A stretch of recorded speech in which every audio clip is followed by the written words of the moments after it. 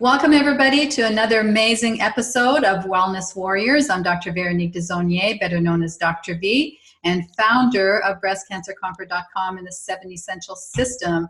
And of course, I have to put a plug in for the second edition of my book, Heal Breast Cancer Naturally. It's being pre-released tomorrow, so make sure that you check out Amazon and order your copy as soon as you can.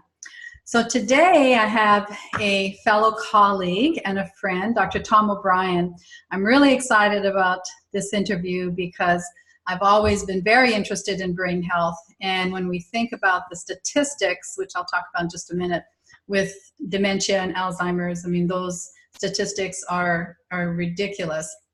But Dr. Tom, I mean, he's got a whole list of credentials, but what I really appreciate about him is that he's a health detective and he wants to get to the root of disease and problems. And your most recent book, You Can Fix Your Brain, just 1 hour a week to the best memory, productivity, and sleep you've ever had. I have the Kindle version. I don't have the hard copy, but an amazing, amazing read.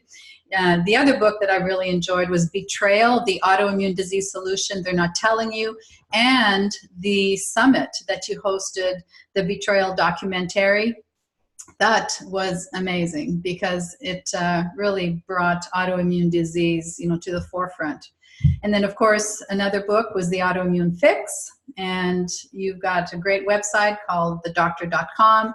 And of course, we can't not mention the Gluten Summit, A Grain of Truth, because that information was also a game changer. So thank you, Dr. Tom. I know you travel all over the world. Thank you for taking the time to share your expertise with my audience. Oh, Dr. V, thank you. It's a pleasure to be with you. Thanks. It really is. So I started off by doing a little bit of research about brain health and disease, and this was amazing to me. There are 5.8 million people living with Alzheimer's right now, and then in the next 30 years, that's going to triple. There's going to be almost 15 million people. And from 2000 to 2017, death by Alzheimer's has increased by 145%. Yes. So obviously, there's a serious problem when it comes to our brain health. And that's what we're going to talk about today. So let's start off by asking the question, what triggers impact our brain function?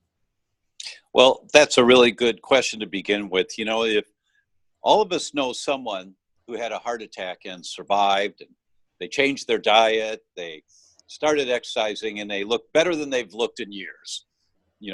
You look fabulous. Most of us know someone who was diagnosed with cancer and went through the recommended protocols, put it in remission, and they're doing great. No one knows anyone diagnosed with a brain deterioration disease who's doing great. It terrifies us, and with due cause. Your brain is the canary in the coal mine of your body. If there's a problem in the body, sometimes, often, the first place it's going to manifest is with brain fog, short-term memory lapse. Where did I put my keys? See someone, you just can't remember what their name is. It's the canary in the coal mine. And so the question of what impacts on brain health and why is Alzheimer's predicted to triple, and why have the deaths from Alzheimer's between 2000 and 2018 gone up by over 100%. It's not that there's better diagnosis, it's that more people are getting sicker. Why are more people getting sicker? More people are getting sicker because the brain is the canary in the coal mine to demonstrate first what's going on in our society today. What's going on in our society today? What's going on in our society today was so well put by two articles I'm going to tell you about. The first one is it was the position statement of the American Academy of Pediatrics. And this was in the Journal of Pediatrics. And this is their position statement, meaning it's not an article that some doctor wrote and was able to be published, but rather this is from the executive board of the Journal of Pediatrics, from the American Academy of Pediatrics. What did they say? They said that 247 pounds of toxic chemicals per person per day are being dumped in the United States every single day. 247 pounds of toxic chemicals. And why is it written up in the Journal of Pediatrics? Because children are not little adults. Children's immune systems are much more vulnerable to being impacted by a toxic environment, much more vulnerable to having damage from a toxic environment, much more vulnerable to have a cascade effect, meaning a little bit causes a problem, but a little bit more causes much more of a problem. That is very common with children. But wait, we're talking about Alzheimer's. Well, look at the statistics on autism. The rates of autism, when I came out into practice, it was 1 out of every 10,000. Now it's 1 out of 26. And it's estimated within less than 10 years, it'll be 1 out of 2. Wow. That the rates are going up exponentially quickly. Why? Because the brain is the yellow canary in the coal mine. And there's more and more toxins accumulating in the body. Moms are more toxic, which means in utero, baby is developing with more toxins. Every child born in America today that you look at, if they test, the average is 180 toxic chemicals in the bloodstream of children at birth in the United States. 180. And many of them are neurotoxins. I'll give you one example. They published a study 8 months ago where they took 346 pregnant women. They took urine samples from them in the 8th month of pregnancy. And they measured the urine for phthalate levels, for 5 different kinds of phthalates. Now, phthalates are chemicals that mold plastic. And the one that most of us have heard of is BPA, bisphenol A, water bottles, things like that. But there are many phthalates, but they just measured 5 of them, including BPA. It was one of the 5. Then they categorized the pregnant women's urine results into 4 categories: the lowest level of phthalates, the next higher level of phthalates, the third level of phthalates, and the highest level of phthalates. Then they followed the offspring of these pregnant women. They tested their IQ when these kids were 7 years old. They waited till they were 7 years old because that's about the time when the brain development makes a transition and you're going into young adulthood. You've heard the 7-year itch, and that we actually change. Our bodies change completely every 7 years. So they waited for the first 7 years. Then they tested their IQ. Every child whose mother was in the highest quartile of phthalates in pregnancy, every one of those children were at least 7 points lower IQ than the children of the mothers in the lowest quartile of phthalates in their urine. 7 points. Wow. Now, 1 point difference in IQ is noticeable. 7 points is the difference between an A student doing his best and a C student who's also doing his best. The C student's IQ just can't think as well, process as well. Every one of those children. What does that mean? That means the kids never had a chance in life. They never had a chance because mom's body was loaded with toxins during pregnancy. 246 pounds per person per day in the US. And that's why Alzheimer's is going through the roof now, because our bodies are accumulating these toxins and we're being exposed to more and more every year. Your mother never was exposed to that level of toxins. Your grandparents didn't have those kind. Well, my grandfather lived into his 90s and my grandmother lived to 102. They don't have phthalates or mercury or lead or PCBs or bisphenol A or DDTs in their bodies. So that is a primary concern that the policy statement of the American Academy of Pediatrics came out with in the Journal of Pediatrics, that these toxins, and kids are not little adults. We can't expose these children to so many toxins and expect their bodies are going to survive this. Wow.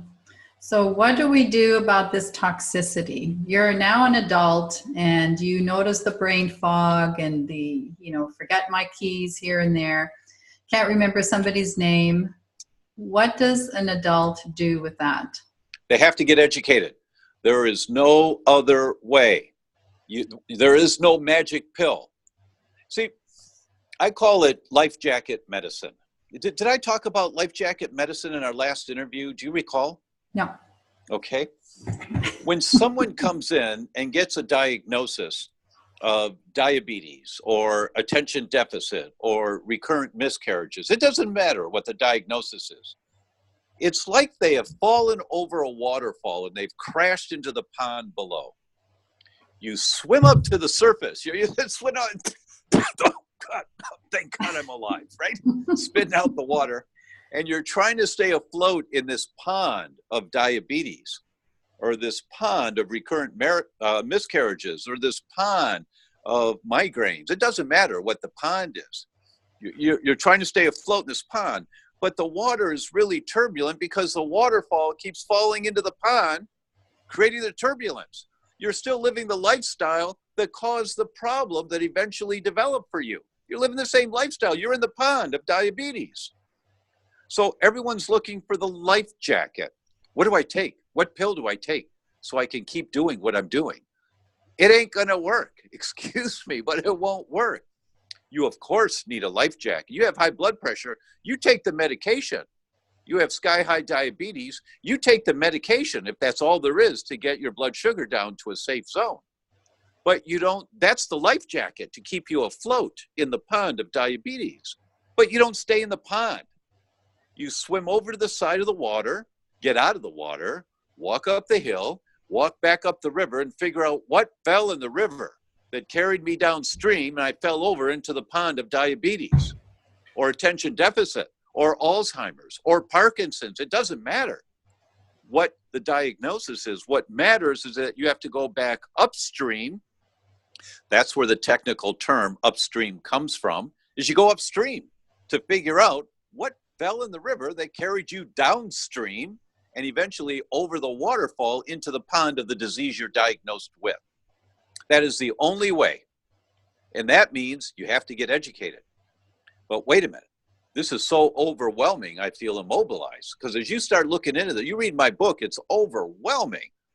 That's why the subtitle of the book is just 1 hour a week to the best memory, productivity, and sleep you've ever had. It's not some cutesy title. It is the path to success. I know of no other way to reverse a disease permanently or to arrest the development of a disease permanently except stop throwing gasoline on the fire, causing the inflammation that causes the disease. And the only way that you can do that is by going upstream to figure out what is it that's triggered my body to develop these symptoms. 1 hour a week, every Tuesday night after dinner, every Sunday morning after services. It doesn't matter when it is. But every week, you're going to take an hour and you're just going to learn a little bit more about what do I do? What do I do to reduce the pull that's taking me downstream? What do I do? For example, you've just heard that phthalates are a problem. Okay, where do you get phthalates? Anything that's got plastic. What do you use to store your food in, your leftover food? Plastic containers. And if you look at the studies, you put food in a plastic container in the refrigerator, the next day, phthalates are in the food. Or if you wrap your food in plastic wrap, the next day, phthalates are in the food. Oh my God, but we've always used Tupperware. You've always had phthalates. And they're accumulating in your body. They accumulate if you don't have excellent detox pathways. So what do? Well, maybe 1 week, you're reading the book, and I give you 3 websites to go to. Go to this one. Go to mileskimball.com. Go to Amazon. Go to one of these sites and look at the glass storage containers. So you look at the glass store. I don't like those. Oh, I like those. Now let's see. I need 3 round ones and 2 square ones and a rectangular one. And for my pies left over, I need that size. And you order these containers and you put your credit card in and all that. You're done. Took you an hour. That's it for the week. But now for the rest of your life, you are not going to throw those toxic phthalates into your leftover food for you and your family. And, the rule is base hits win the ball game. Stop expecting a home run. Base hits win the ball game. So that was a base hit. No more toxic phthalates in your kitchen. Took you an hour. You're done. Next week, you do one more thing. Next week, one more. And in 6 months, you've got this down. You've really got it down. That's awesome. I love that. And we know, obviously, with my community of women who want to prevent and heal breast cancer, getting rid of plastics and plastic bottles. And, yes.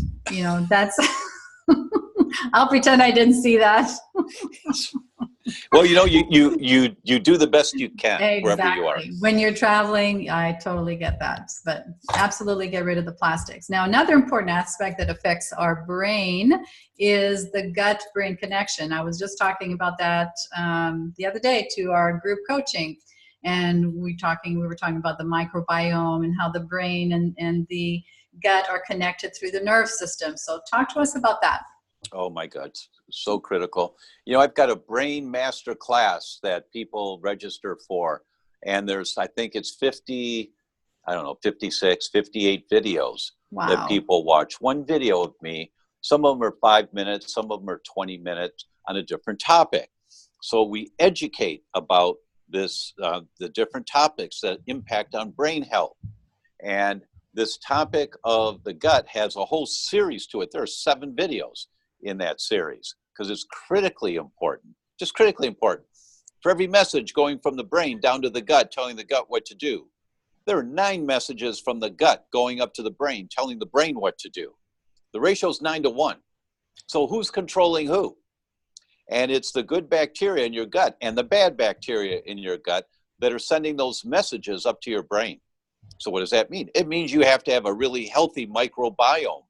The good, bad bacteria in your gut, the balance of them, the viruses that are in your gut. You need to balance your microbiome more. Well, how do I do that? You start spending 1 hour a week learning how to balance your microbiome. There's no pill that you can take that's going to do that. We have to make dramatic changes in how we currently are living our lives. The National Academy of Sciences came out with a study last year, and they said, if you Google the 6th extinction, and it'll drop your jaw when you read this, that we are in the midst of the 6th extinction. And the warning now, and they said it's an annihilation of civilization within the next 5 to 7 decades. This is not a local community college research paper. These are the scientists at the National Academy of Science saying, we need to wake up right now. Wake up. You can't be driving big SUVs, polluting the air, and thinking that it's not going to have an impact. And that's a hard reality check for people. You don't have to accept what I say. I hope everyone is skeptical to what I'm saying, because that would then stimulate you to want to learn a little more. Skepticism is, I'm not quite sure I believe that. I need to look into that some more. 1 hour a week. Cynicism is, I don't believe that, and I'm not going to waste my time with it. That's cynicism. Mm-hmm. And we're killing the planet. There's no question. There's so many studies on this.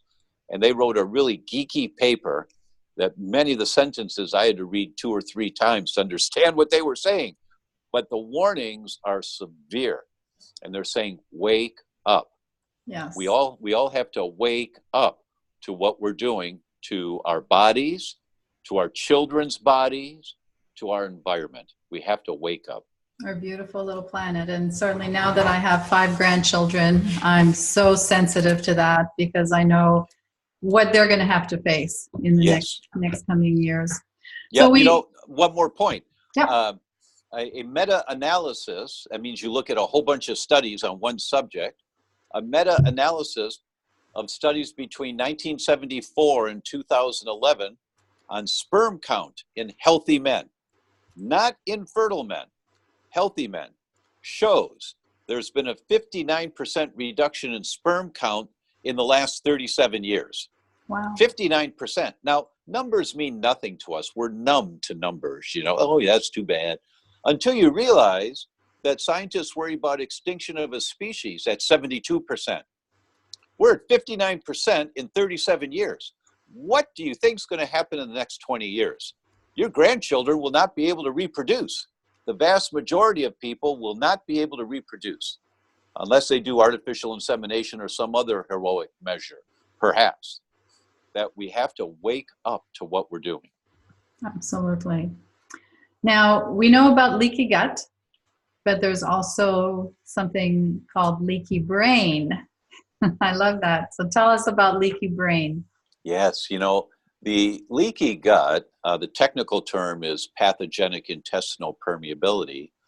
The inside lining of the intestines is lined with cheesecloth. And the cheesecloth only lets really small molecules get through into the bloodstream. And anything that's bigger can't get in. And it's got to go further down the intestines. That's why your intestines are 25 feet long, is that it takes a lot longer to break down prime rib than it does a banana. And so your digestive enzymes are breaking this food down, breaking it down, smaller, smaller, smaller, until it's small enough to go right through the cheesecloth into the bloodstream. That's really great. Everything works well then. But when you get a tear in the cheesecloth, then you get these larger molecules getting into the bloodstream before they should. And that's called leaky gut or pathogenic intestinal permeability. Now your immune system tries to protect you, and that is the trigger in the development for many people of autoimmune diseases. And I go through that in great detail in the Autoimmune Fix, in that book, and also in the series Betrayal. Both of those are at our website, thedr.com. Betrayal is free for everyone to watch. Everyone can watch Betrayal, it's no problem. It's there for you at thedoctor.com/betrayal. And you learn and you see how all of this relates. That same type of cheesecloth covering the inside of the intestines, not letting stuff to get through into the bloodstream, that same type of cheesecloth is protecting the brain from the stuff that's in the bloodstream. So it's a much tighter cheesecloth, much smaller cheesecloth than the cheesecloth in the intestines. So things have to be really small to get into the brain. But when you get tears in the cheesecloth of the brain, the technical term is a breach of the blood-brain barrier. I keep looking at you, and I should be looking at the camera. But oh, no, it's okay. No, okay. You're good. But it's a breach of the blood-brain barrier. That's the geek term for it. I call it B4, capital B number 4. When you get B4, then molecules go into the brain that shouldn't, activating the immune system to protect you. And then here comes inflammation in the brain. And then here comes damage to the brain tissue. And here comes brain dysfunction, whether it's Alzheimer's, attention deficit, seizures, schizophrenia, depression, anxiety. Let me say that again. Let me say it a different way. They all have inflammation as the trigger that sets up the problem. So the question is, where is the inflammation coming from in depression? Where is the inflammation coming from in anxiety? And these macromolecules, these big molecules that are okay in the bloodstream, but they're not supposed to get in the brain, they get into the brain, and then here comes the inflammation. And then depending on your genetics and your vulnerability will determine what type of brain dysfunction you get. Amazing. And there's blood tests. There's blood tests to identify B4. Really simple blood tests. It's on my website. You can look at the blood test. It's called the Neural Zoomer. So you go to my website and you do the Wheat Zoomer and the Neural Zoomer, because the Wheat Zoomer also looks at leaky gut markers. And those markers from the Wheat Zoomer are the same markers that are in the brain, but the brain has more. So the Neural Zoomer has the other markers. But the markers from leaky gut are also markers for leaky brain. So if you've been diagnosed with leaky gut, you got a leaky brain. And by the way, you also have leaky lungs, that epithelial lining, and leaky bladder. So people that have recurrent bladder infections or interstitial cystitis or asthma, or they get winded easily walking up and down the stairs. it may be because of damage to that cheesecloth of the lungs, or cheesecloth of the bladder, or cheesecloth of the intestines, or cheesecloth of the brain. It's the same mechanism that may affect any of those tissues. Interesting. Now, one last question. I'm a big proponent, and I've always been very passionate for the last 15 years to educate people about the problem with electropollution and EMFs and how that affects our body in general, but more specifically our brain. And we know that EMFs penetrate and make holes in that blood-brain barrier. With 5G rolling out, which is going to be a planetary disaster for mankind and for animals and plants, we have to be very aware of electropollution. So talk to us about that. Well, there are a number of studies that identify that cell phones will cause B4. And it's the B4 that allows the molecules to get into the brain that shouldn't get in there. And then here comes all the inflammation that I just talked about. So whether the B4 is caused by a sensitivity to wheat, a sensitivity to dairy, cell phones held up against your brain, living in an area where there's a lot of EMFs, just go to a restaurant, turn your wireless on and see what internet is here, or what wireless is here for me to connect to. There might be 7 or 8 or 9 different frequencies that are in the air all around us. Well, I feel fine. Of course you can't feel it until you fry up enough of your brain that you start getting brain symptoms. But, you know, I'm amazed sometimes I can go down in the basement or down to the lower levels of a building and I still have wireless. How is that signal getting downstairs? It's not going down the escalator with me. It's going through the walls. Yeah. So if it's going through concrete walls, do you think it can go through your skull? You know, do you think? Especially children's skulls that are much thinner than adult skulls. So the penetration is deeper and more intense for kids. Kids should never have cell phones next to their head.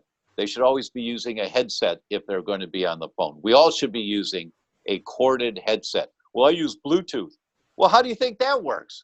That's a battery on your ear, right on your brain all the time when you're on the phone and when you're not.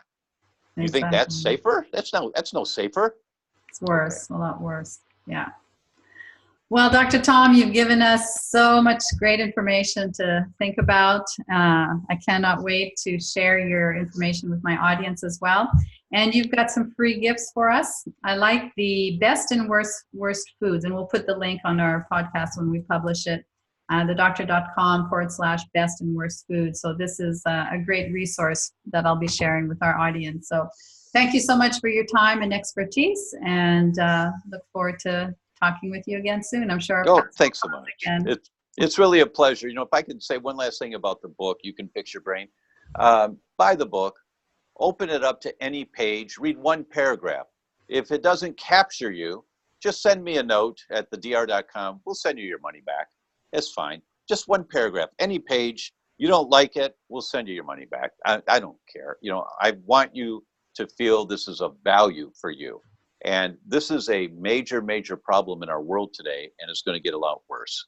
Absolutely. So thank you for the opportunity to carry the message out. Well, thank you for all the work and all the research that you've done. I know you just came back from India, and you're in Chicago, came back from London. So thank you for sharing your message of hope. Thank you.